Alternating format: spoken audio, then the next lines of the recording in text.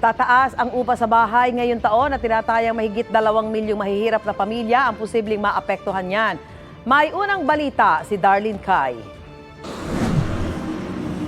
Hanggang 4% ang pwedeng itaas sa upa ngayong taon ayon sa Department of Human Settlements and Urban Development o DHSUD. Para ito sa mga nagrerenta ng bahay na may upa na 10,000 piso kada buwan at pababa. Saklaw ang residential units, pati ang bed spaces at dormitories. Hindi naman kasama ang commercial spaces. Pero dapat matapos muna ang kasalukuyang kontrata sa pagitan ng tenant at landlord bago pwedeng itaas ang upa. Ayon pa sa DHSUD, hindi pwedeng pautay-utay ang pagtaas ng renta para ngayong taon. Dapat ay isang bagsakan ang 4%. Mahigit 2 milyong low-income families o mga pamilyang mababa ang kita ang maapektuhan nito. Isa sa kanila si Lenny. 1,000 piso kada buwan ang upa niya sa isang kwarto sa Baseco.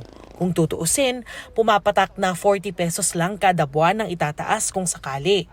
Pero mahalaga ang bawat sentimo kay Lenny na ang tanging ikinabubuhay ay pagtitinda ng sigarilyo at candy.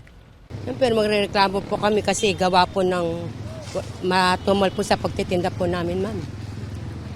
Kung gano'n po, siyempre, lilipat po kami, hahanap po kami ng mas nakakamura po. 10 taon na raw sila nakatira roon pero kailanman ay hindi nagtaas ng renta ang may-ari ng bahay. Sana naman daw ay magtuloy-tuloy lang ito. Lahat po ng bilihin, napakamahal po, ma'am. Lalo na sa bigas. Magkano lang po kinikita lang po namin sa sigarilyo po, ma'am. Minsan, pag naka-uwi kami ng 200, bibili ng bigas, ulam, ganun, gamit sa bahay. Alis na wala nang matitira. Sina Leonardo naman, 4 na taon nang umuupa sa isang apartment sa Tondo. 4,500 pesos ang renta nila. Hindi na po namin kakaya, mahirap po ito. Hanap po lang po namin, tricycle lang po. Minsan wala pa yung kinikita. Minsan matatamba nga pang mahuhuli. Ano pa kakain namin ng mga pamilya ko?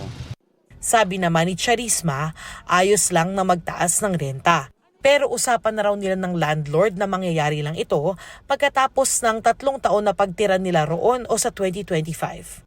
Actually, hindi naman po siya, walang kontra kaming pinirmahan. Pero verbal po, I trust my landlord. So, yun lang po. Trust po talaga importante.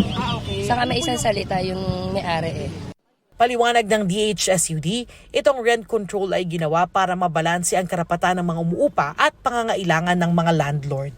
Ito ang unang balita. Darlene Kai para sa GMA Integrated News. Mga kapuso, para una ka sa mga balita, mag-subscribe sa GMA Integrated News sa YouTube. Sa mga kapuso abroad, subaybayan niyo po kami sa GMA Pinoy TV at sa www.gmanews.tv.